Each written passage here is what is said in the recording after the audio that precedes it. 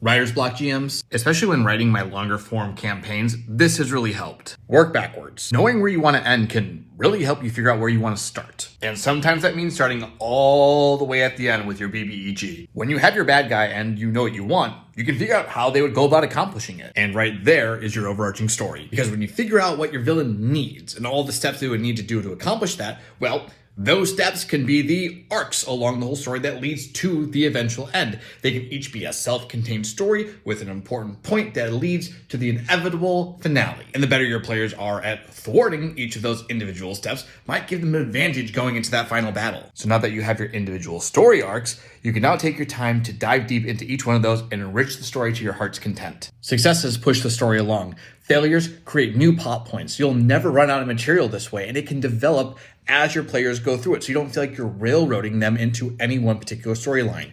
You have your guardrails, you know where things are going and the individual pieces that need to happen, but along the way, so much can happen, which makes it so much more fun and just fulfilling for you as the GM and for your players. So when in doubt, start at the very end. Happy adventuring.